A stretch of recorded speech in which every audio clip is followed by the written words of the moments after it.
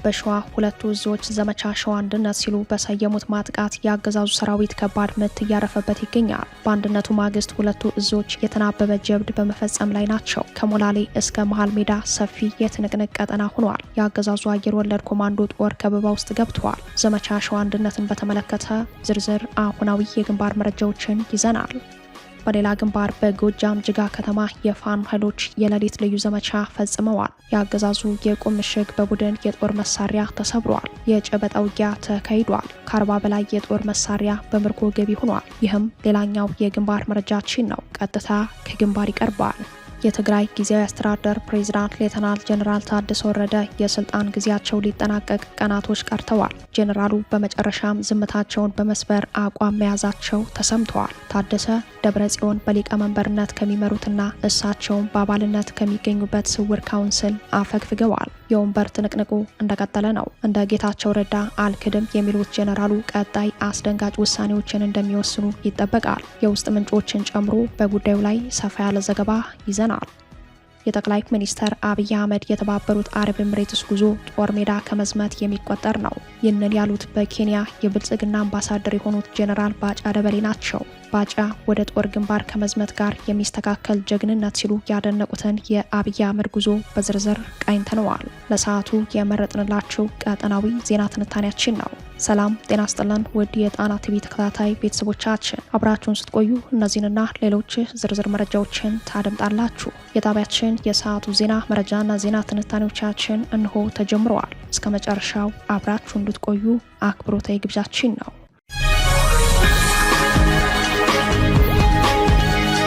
በሸዋ የፋኖ ኃይሎች በከባድ ትንቅንቅ ላይ ይገኛሉ። በአንድነቱ ማግስት ሁለቱ እዞች የተናበበ ጀብድ በመፈጸም ላይ ናቸው። ሁለቱ እዞች ዘመቻ ሸዋ አንድነት ሲሉ በሰየሙት ማጥቃት የአገዛዙ ሰራዊት ከባድ ምት እያረፈበት ይገኛል። ዘመቻ ሸዋ አንድነት በአስደናቂ ድል ታጅቦ ቀጥሏል። የአፋብን ሁለቱ እዝ በሸዋ ግንባር የሰራዊት ውህደት ፈጥረው የሚመሩት ዘመቻ በከፍተኛ ድል መታጀቡን የግንባር መረጃዎች ያሳያሉ። በቀጠለው ዘመቻ ሸዋ አንድነት የአገዛዙ መከላከያ ሰራዊት በፋኖ ኃይሎች ቀለበት ውስጥ ገብተዋል። ከሞላሌ መሃል ሜዳ ሲያመራ የነበረው የብልጽግና ሰራዊት በደፈጣ ተመትቷል። በአንኮበር ተነስቶ እንቅስቃሴ ያደረገው የአገዛዙ ሰራዊት በአፋብን ሸዋ ሁለቱ እዞች ጥምረት ከበባ ውስጥ መግባቱን አፋብን በግንባር መረጃው አረጋግጧል። ከሞላሌ ወደ መሃል ሜዳ ሲያመራ የነበረው የአገዛዙ ሰራዊት በሸዋ ጠቅላይ ግዛት እዝ መሐመድ ቢሆነኝ ኮር በደጃዝማች ተሰማ እርግጤ ክፍለ ጦር 3ኛና 4ኛ ሻለቃ ቃኞች በጥምረት አንገዋ የተባለ ቦታ ላይ ተመትተዋል። የአገዛዙ ጦር ከሞላሌ ወደ መሃል ሜዳ ሎጂስቲክ በመቀባበል ላይ ባለበት ሰዓት የፋኖ ኃይሎች በደፈጣ ጥቃት ከፍተኛ ወታደራዊ ኪሳራ እንዳደረሱበት በግንባር መረጃው ላይ ተመላክተዋል። በሌላ በኩል ከአንኮበር ተነስቶ ደርፎ ወደሚባል ቦታ ሲንቀሳቀስ የነበረው የአገዛዙ ሰራዊት መሐመድ ቢሆነኝ ኮር የጣይቱ ክፍለ ጦር 2ኛ ሻለቃ በደፈጣ ሲመታ 4ኛ ሻለቃ ተቆርጦ ከባድ ጉዳት አስተናግዷል። በዚህ ጥቃት በርካታ የአገዛዙ ወታደሮች ሞትና ቁስለኛ መሆናቸው በግንባር መረጃው ተመላክተዋል። በፋኖ መልሶ ማጥቃት ከባድ ኪሳራ ያስተናገደው የአገዛዙ ሰራዊት ኃይሉን አጠናክሮ ወደ ኋላ በማፈግፈግ ላይ ያለ አሳምነው እዝ ነጎድጓድ ክፍለ ጦር 1 ሻለቃ በማሳተፍ ከኋላ በመክበብ አስጨንቀውታል። የአፋብን ሁለቱም እዞች በዘመቻ ሸዋ አንድነት በውስን ኪሳራ በአገዛዙ ሰራዊት ላይ ከባድ ኪሳራ አድርሰዋል። ዘመቻ ሸዋ አንድነት ተጠናክሮ እንደቀጠለ ነው። ይህ ዜና እስከተጠናቀረበት ሰዓት ድረስ የአገዛዙ ጦር ከከበባው አልወጣም።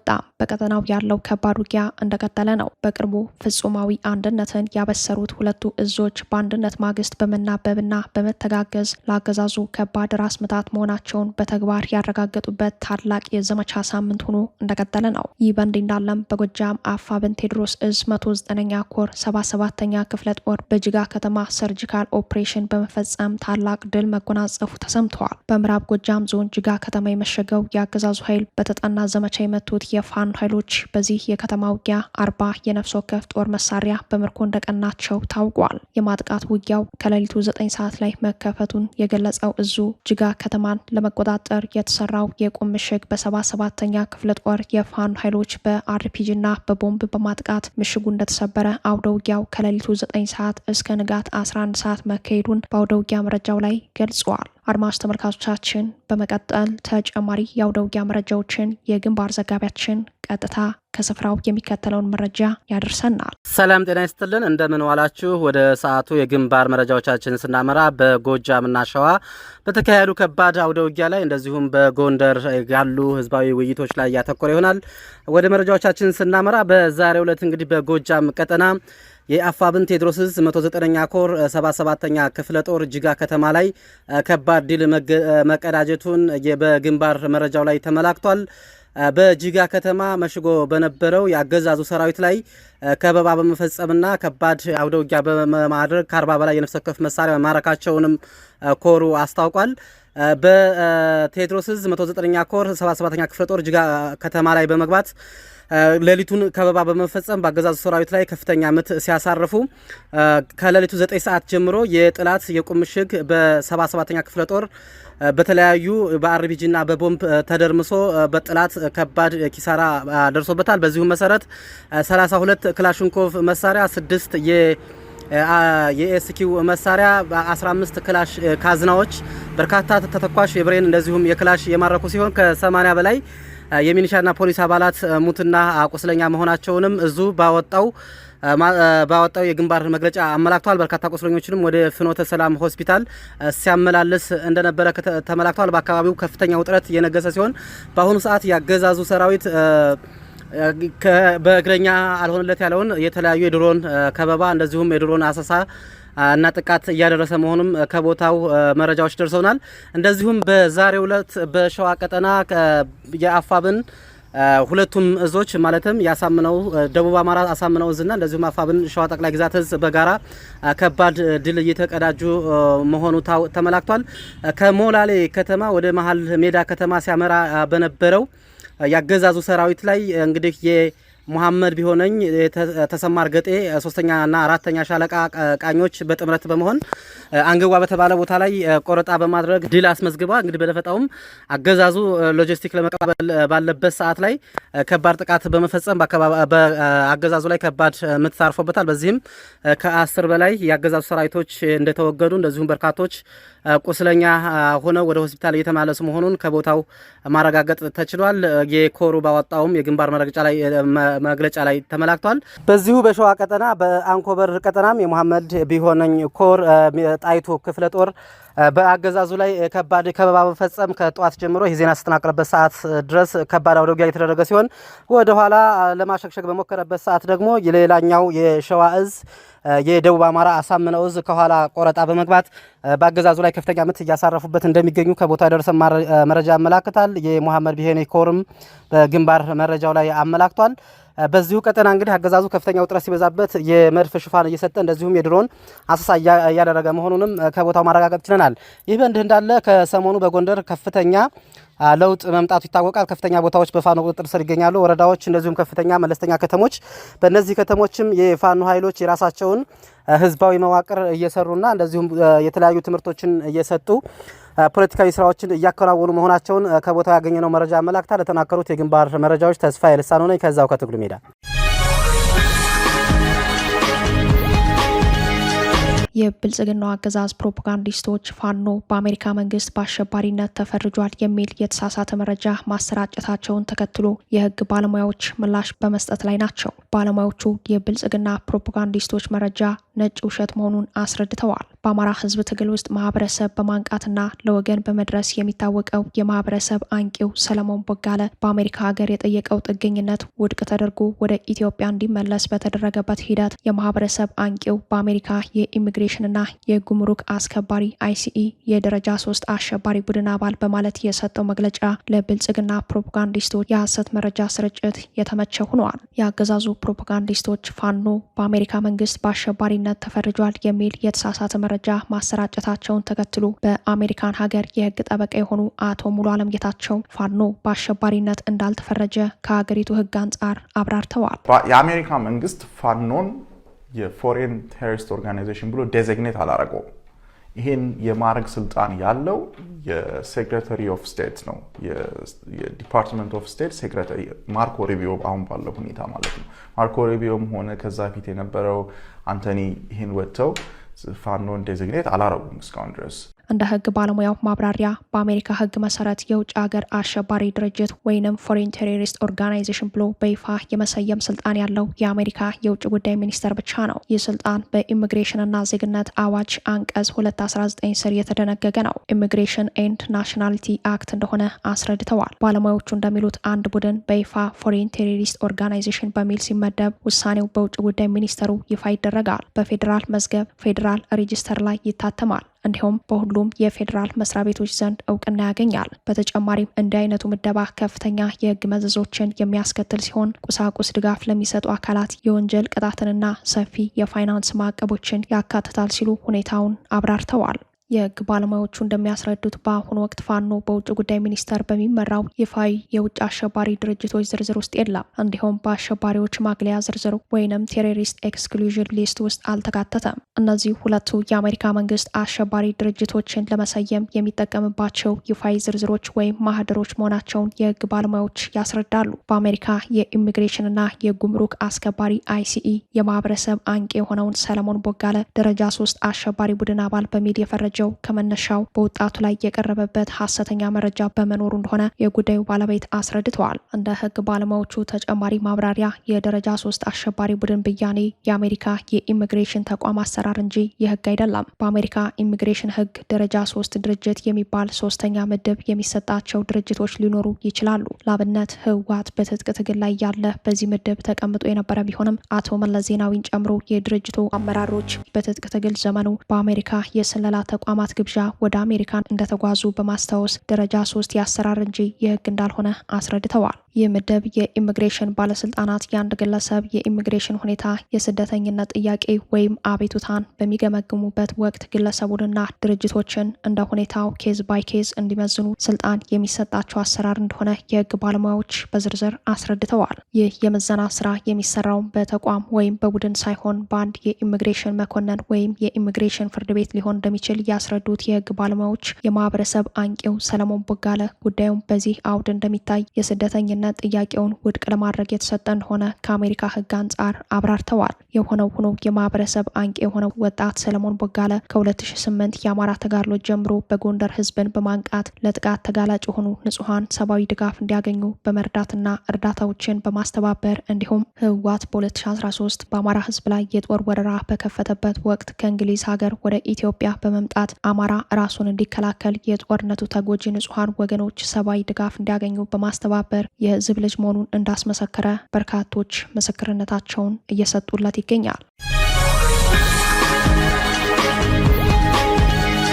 ጄኔራሉ በመጨረሻም ዝምታቸውን በመስበር አቋም መያዛቸው ተሰምተዋል። ጄኔራል ታደሰ ወረደ ደብረ ጽዮን በሊቀመንበርነት ከሚመሩትና እሳቸውን በአባልነት ከሚገኙበት ስውር ካውንስል አፈግፍገዋል። የትግራይ ክልል ጊዜያዊ አስተዳደር ፕሬዚዳንት ሌተናል ጄኔራል ታደሰ ወረደ የ1 ዓመት የስልጣን ጊዜያቸው ሊያበቃ 3 ሳምንታት ብቻ ቀርቷቸዋል። ጄኔራሉ 25 ቀናት በቀረው ስልጣናቸው ላይ ግብግብ ውስጥ ገብተዋል። ከወደ ትግራይ የሚሰሙና የሚወጡ መረጃዎች የአይቀሬውን ጦርነት ሙሉ ስዕል ያሳያሉ። ጄኔራሉ በህወሓቶች ዘንድ እንደ ከሃዲና ኮብላይ የሚቆጠሩትን የጠቅላይ ሚኒስተሩ አማካሪ ጌታቸው ረዳን ቦታ ተክተው በስልጣን ላይ ከተቀመጡ 11 ወር ከ5 ቀን ሆኗቸዋል። የስልጣን ጊዜያቸው መጋቢት 30 ሙሉ ለሙሉ ይጠናቀቃል። ተተኪያቸውን አስቀድሞ መርጦ ከ4 ወራት በፊት የተቋቋመውና እንደ አለቃቸው ሆኖ የተሰየመው ካውንስል በመጨረሻም ጄኔራሉን ቀለበት ውስጥ አስገብቷቸዋል። ጄኔራሉ ጭምር አባል የሆኑበት ካውንስሉ አደረጃጀቱ የማይታወቅ ህጋዊ መሰረት እንደሌለው ይነገራል። በብዙ ውስብስብና ወሳኝ ጉዳዮች ላይ ቀዳሚ ተሳታፊ የሆነው የድብቅ ካውንስል በዋናነት የጊዜያዊ አስተዳደሩን የፕሬዝዳንትነት ስልጣን ለመንጠቅና መፈንቅለ ስልጣንን ለማድረግ እንቅስቃሴ መጀመሩ ሌተናል ጄኔራል ታደሰ ወረደ ከካውንስሉ እንዲያፈገፍጉ እንዳደረጋቸው ለጉዳዩ የቀረቡ ምንጮች ጠቁመዋል። ካውንስሉ በህወሓት አመራሮችና አክራሪ ወታደራዊ አዛዦች የተቋቋመ መሆኑ ለጄኔራሉም የሚያሰጋ ሆኗል። በጉዳዩ ላይ የወጣው መረጃ እንደሚያሳየው የድብቅ ካውንስል ከ45 እስከ 50 አባላት አሉት። በተጨማሪም ከ45 እስከ 55 የሚደርሱ ተለዋጭ አባላት አሉት። እነዚህ አባላት በብዛት የህወሓት ማዕከላዊ ኮሚቴ ናቸው የሚሉት የመረጃው ምንጮች ከ15 እስከ 20 የሚሆኑ የሰራዊት አባላት ኦፕሬሽናል የሆኑ ጉዳዮችን ጨምሮ ስትራቴጂካዊ አመራር እንደሚሰጡ ገልጸዋል። የፕሬዝዳንቱ የበላይ አለቃ ተብሎ የተሰየመው ይህ ካውንስል 9 ስራ አስፈጻሚ አባላት ሲኖረው አብዛኞቹ የህወሓት አመራሮች ናቸው። ለስሙ ከህወሓት 3 ከሰራዊቱ 3 ከጊዜያዊ አስተዳደሩ 3 በድምሩ 9 አባላት ተዋቀረ ይባል እንጂ ከጄኔራል ታደሰ ወረደ ውጭ ሌሎች የህወሓት ፖለቲካዊ አመራሮችና ወታደራዊ ወታደራዊ አዛዦች መሆናቸው የአሁኑን መፈንቅለ ስልጣንን ለማድረግ አቅም እንደፈጠረላት ምንጮች አስረድተዋል። ካውንስሉ የተቋቋመው በቀዳሚነት የጄኔራሉን ስልጣን ለማሻማት ነው የሚሉት የጄኔራል ታደሰ ደጋፊዎች አሁን ስልጣን ሊነጥቅ የተነሳ አጥፍቶ ጠፊ ኃይል ሲሉ ፈርጀውታል። የህወሓቱ ሊቀመንበር ደብረጽዮን ገብረ ሚካኤል በሊቀመንበርነት የሚመሩት ይህ ካውንስል የፕሬዝዳንቱን ስልጣን በእጅ አዙር ተቆጣጥሮ ከቆየ በኋላ በመጨረሻም ይፋዊ መፈንቅለ ስልጣን ሙከራ ሲያደርግ ጄኔራሉ ዝምታ በመስበር አቋም ይዘው ከካውንስሉ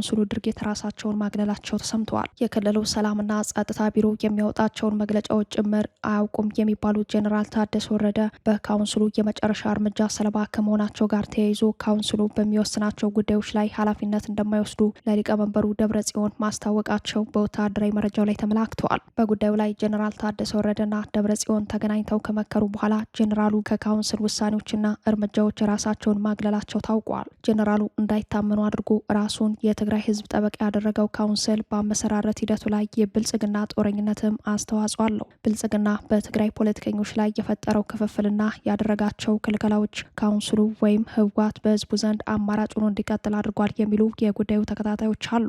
ከካውንስሉም ከህወሓትም ከፌዴራሉም የመራቅ አዝማሚያ ያሳዩት ጄኔራል ታደሰ ቀለበት ውስጥ ገብተዋል። ቀለበት ውስጥ ያስገባቸው ራሳቸው አባል የሆኑበት ካውንስል ሲሆን ካውንስሉ ዘመቻ መክት የተባለውን ጦርነት ቢያውጅ ኃላፊነት አልወስድም አይነት አቋም ያሳዩ እንጂ ጉዳዩ ከስልጣን ፍላጎታቸው ጋር ተያይዘዋል። ጄኔራሉ ከደብረ ጽዮን ጋር ባደረጉት ውይይትና ለአጠቃላይ ካውንስሉ አባላት እኔ እንደ ጌታቸው ረዳ አይደለሁም፣ አልክድም፣ አልኮበልልም ቢሉም እስካሁን የታመኑ አይመስልም። የህወሓት የፖለቲካና ወታደራዊ አመራሮች የጄኔራል ታደሰ የበላይ ጠባቂ ሲሉ ባቋቋሙት ካውንስል ሙሉ መፈንቅለ ስልጣን ወደ ማድረግ በማምራታቸው በትግራይ ውጥረቱ ጨምረዋል። በሌላ በኩል ህወሓት በአስገዳጅ የገንዘብ ማሰባሰቢያ ዘመቻ መክፈቱ በመላው ትግራይ ከፍተኛ የጦርነት ስጋት ተፈጥሯል። በትግራይ ደሞዝ ያለው የአንድ ወር ደሞዙን፣ ደሞዝተኛ ያልሆነው ደግሞ ሌሎች ቁሳቁሶችን እንዲሰጥ በህወሓት በኩል ልዩ ዘመቻ ተከፍተዋል። በዚህ ዘመቻው 6 ቢሊዮን ብር ለማሰባሰብ አቅዶ ሰራተኛው የአንድ ወር ደሞዙን እንዲሰጥ በማስገደድ የጦርነት ዝግጅቱን አረጋግጠዋል። የጠቅላይ ሚኒስትር አብይ አህመድ የተባበሩት አረብ ኤምሬትስ ጉዞ ጦር ሜዳ ከመዝመት የሚቆጠር ነው። ይህንን ያሉት በኬንያ የብልጽግና አምባሳደር የሆኑት ጄኔራል ባጫ ደበሌ ናቸው። ባጫ አብይ አህመድ ወደ ጦር አጋራቸው የተባበሩት አረብ ኤምሬትስ ያደረጉትን ጉዞ አስመልክቶ ባስተላለፉት መልእክት ያለቃቸውን ጉዞ ወደ ጦር ግንባር ከመዝመት ጋር የሚስተካከል ጀግንነት ሲሉ አድንቀውታል። የብልጽግናን የድንበር ተሻጋሪ ጦርነት ነጋሪት ጉሰማና የጦርነት ፖሊሲ አጀንዳውን በስፋት ከሚያስተጋቡት አምባሳደሮች አንዱ የሆኑት ባጫ ደበሌ አለቃቸው አብይ አህመድ በትናንትናው ዕለት ወደ ጦር አጋራቸው ኤምሬትስ ያደረጉትን ይፋዊ ጉብኝት በማድነቅ ጉዞውን ከዚህ ቀደም ወታደራዊ የደንብ ልብስ ለብሰው ወደ ጦር ግንባር ከዘመቱበት ታሪክ ጋር አነጻጽረውታል። በመካከለኛው ምስራቅ 14ኛ ቀኑን ይዞ የቀጠለውን የኢራን አሜሪካ እስራኤል ጦርነትን ተከትሎ ኢራን ሚሳኤሎችንና ድሮኖችን በስፋት በተኮሰችባት የተባበሩት አረብ ኤምሬትስ ያደረጉትን ይፋዊ ጉዞ ድፍረት የተሞላበት መሆኑን ጄኔራል ባጫ በማህበራዊ ትስስር ገጻቸው ባሰፈሩት ጽሑፍ ላይ አድንቀዋል። ባጫ እንዲህ ሲሉ ገልጸውታል። ሚሳኤሎችና ድሮኖች ከሰማይ እየወረዱ ባለበት እንዲሁም በረራዎች በስፋት በተቋረጡበት እጅግ አስቸጋሪና አደገኛ ወቅት ጠቅላይ ሚኒስተሩ ሀገሪቱን በይፋ መጎብኘታቸው ዓለምን ያስደነቀና ፍርሃት አልባ የመሪነት ጥበብ ነው። ይህንን አድናቆት ያዘነቡት አምባሳደሩ ጽሑፋቸው ለጦረኛው አለቃቸው የገጽታ ግንባታ ሆኖ ተመዝግቧል። ቀጥል አድርገውም በከፍተኛ የጸጥታ ፈተናና ስጋት ወቅት የተደረገው ይህ ጉብኝት ኢትዮጵያ ከተባበሩት አረብ ኤምሬትስ ወንድምና እህቶች ጋር ያላትን ጥልቅ አጋርነት የጠበቀ ወዳጅነትና ቁርጠኝነት በተግባር ያረጋገጠ ነው በማለት የአብይን ጭንቀት ወለድ ጉዞ ከሀገር ግንኙነት ጋር አያይዘው ተርከውታል። አሜሪካና እስራኤል በኢራን ላይ ጦርነት መክፈታቸውን ተከትሎ የኢራን አጸፋ ጥቃት እየደረሰባቸው ካሉ ቀዳሚ ሀገራት የተባበሩት አረብ ኤምሬት አንዷ መሆኗ ይታወቃል። ኢራን በየዕለቱ በሚባል ደረጃ በተለያዩ የኤምሬትስ ግዛቶች ላይ የሚሳኤልና የድሮን ጥቃት እየፈጸመች ነው። በዚህም የተነሳ ዓለም አቀፍ በረራዎች ተቋርጠዋል። ሀገራት ዜጎቻቸውና ዲፕሎማቶቻቸው ከሀገሪቱ እንዲወጡ አስጠንቅቀዋል። በዚህ አውድ በሀገር መሪ ደረጃ ጦርነቱ ከተቀሰቀሰ በኋላ ወደ ዩናይትድ አረብ ኤምሬትስ የተደረገ ይፋዊ ጉብኝት ከጦር አጋራቸው አብይ አህመድ ውጭ ያለመኖሩ አነጋጋሪ ሆነዋል።